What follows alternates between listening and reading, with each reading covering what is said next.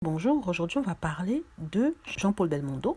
En fait, on va parler de son petit-fils Alessandro. Alessandro qui n'est autre que le fils de Paul Belmondo, l'unique fils de Jean-Paul Belmondo. Donc, pourquoi on parle de lui? Parce qu'en fait, il fait la une de tous les journaux, aussi sur les sites internet de Gossip et de Potin. Et c'est parce qu'il vient de se paxer. J'allais dire se marier, mais bon, c'est pas vraiment ça, même si ça y est presque. Il s'est paxé vendredi dernier. Alors, avec qui est-il paxé en fait? Il est paxé avec une jeune femme qui s'appelle Mélinée Restighian. Donc, tous les magazines nous montrent des photos d'elle. Elle est bien jolie, elle est vraiment superbe. Et elle travaillerait pour Paris Match. Et la nouvelle a été postée sur leur site Instagram. Sur ce site, on voit le couple ensemble. On apprend aussi que c'est le papa qui a publié les photos, une vidéo de l'événement sur les réseaux sociaux et a marqué justement en titre aujourd'hui belle journée pour Alessandro Belmondo et Mélinée Restighian. Union officielle comme le temps passe trop vite. Enfin, il parle bien sûr de son jeune garçon qui a 29 ans. En fait, il est chef cuisinier à la ville.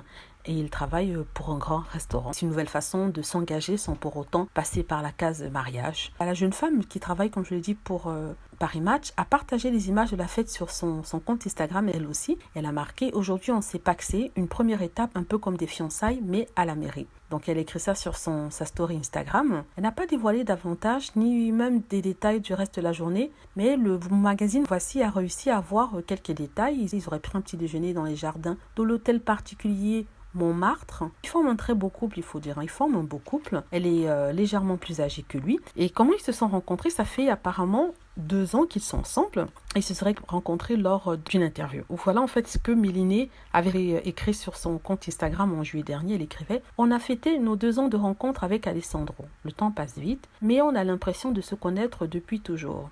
Il a survécu à mon année de mononucléose, mes nombreux passages aux urgences, à mon pied cassé, au confinement passé avec mes parents.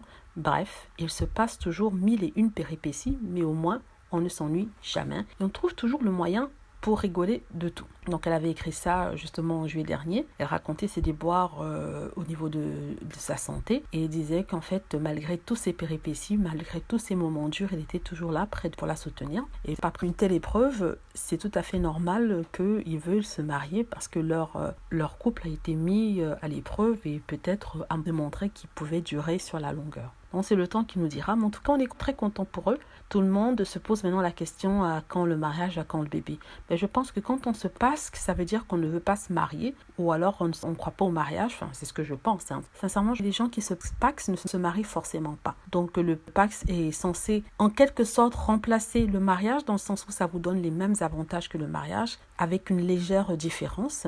Mais on peut très bien se paxer et avoir un bébé à la suite sans passer par la case mariage. Parce que s'ils avaient vraiment voulu se marier, se seraient mariés. Le pax peut-être c'est une solution plus simple. En tout cas, c'est mon avis. Voilà, j'espère que vous avez aimé cette vidéo. N'hésitez pas à cliquer sur like si c'est le cas, à vous abonner pour plus de vidéos et aussi à cliquer sur la petite cloche afin d'être averti lorsque je poste une nouvelle vidéo. Merci.